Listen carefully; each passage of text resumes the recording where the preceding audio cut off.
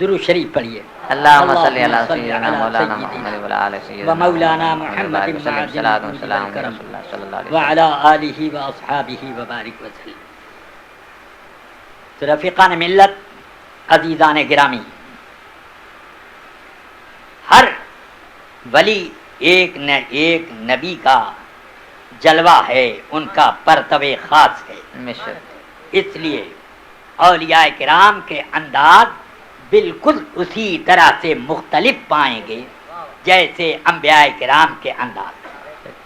کوئی ولی بڑے ہی جلالی ہوتے ہیں اور کوئی بہت ہی جمالی ہوتے ہیں. کوئی اب ولی ایسے ہوتے ہیں کہ بس لوگوں کا کام بناتے چلے جاتے ہیں، اور کوئی وہ ہیں کہ ذرا بھی کوئی ان کے آگے سے گزر گیا، نگاہ غضب اٹھائی وہیں ختم ہو گیا. یہ بھی ہوتی ہے. ایسی بھی شانیں ہیں اولیاء کرام کی.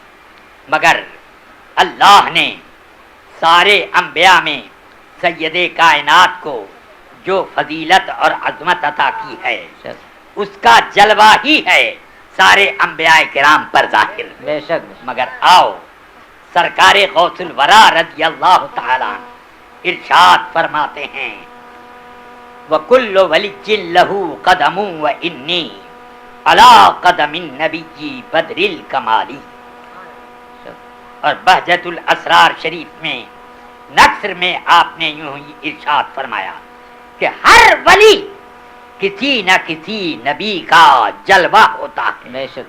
اور میں سید کائنات امام الانبیاء خاتم الرسل صلی اللہ علیہ وسلم کا جلوہ. سبحان اللہ سبحان اللہ سبحان اللہ. اس لیے اب اس ولی کو یہ حق ہے کہ وہ یہ کہیں کہ کل ولی تحت قدمی ہادہی الا ان قدمی ہادہی الا رقبت کل ولی اللہ.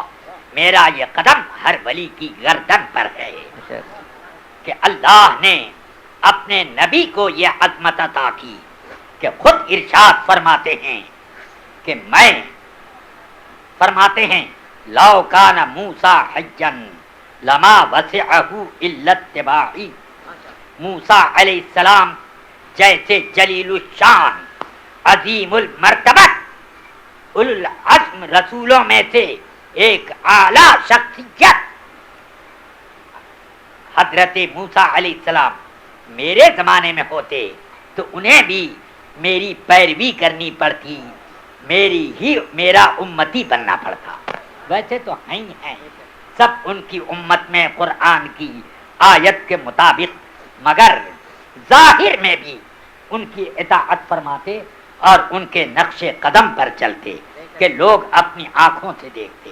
اس لیے اللہ تعالی نے سرکار غوث الورا رضی اللہ تعالی عنہ کو جب اپنے نبی اعظم صلی اللہ علیہ وسلم کا جلوہ بنایا ہے تو ان غوث تو بہتوں کو بنایا مگر آپ کو غوث العظم بنایا. سبحان اللہ سبحان اللہ. بے شک. اس لیے آپ کی شان اولیاء کرام کی بیچ میں ایک انفرادی شان ہے اور سب آپ کے ماتحت ہیں، آپ کے مقلد ہیں.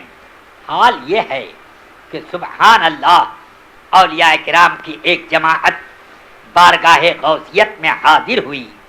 عرض کیا انہوں نے حضور جس طرح سے آپ مجاہدات کرتے ہیں ہم بھی ویسے مجاہدات کرتے ہیں، مشقتیں اٹھاتے ہیں، زوردار مخلصانہ عبادتیں کرتے ہیں. جیسے آپ روزے رکھتے ہیں ہم بھی ویسے ہی روزے رکھتے ہیں، نمازیں جتنی آپ پڑھتے ہیں ہم بھی اتنی ہی نمازیں پڑھتے ہیں. مگر بات نہیں سمجھ میں آتی کہ ہم کو آپ کے مقابلے میں ایک شمع برابر بھی کمالات نہیں ملتے، ہمیں وہ 1000واں حصہ بھی نہیں ملا. کیا بات ہے؟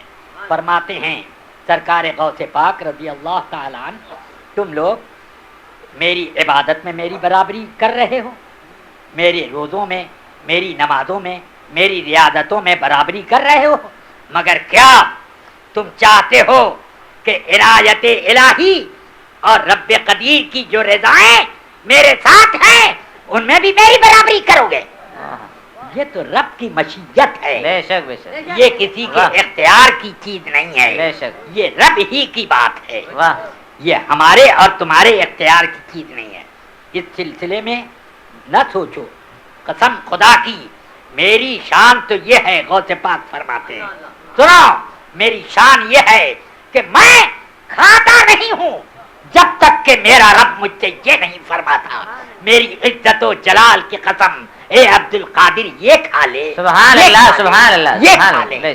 اور میں اس وقت تک کچھ پیتا نہیں جب تک کہ اللہ یہ نہ فرمائے کہ اے عبد القادر میرے عزت و جلال کی قسم تو پی لے تب میں پیتا ہوں. سبحان اللہ. خدا کی قسم میں کوئی بھی کام اس وقت تک نہیں کرتا جب تک کہ قسمیں دے کر اللہ مجھے اس کام کے اوپر اکساتا نہیں ہے. کیا تم لوگ بھی ایسے ہی ہو؟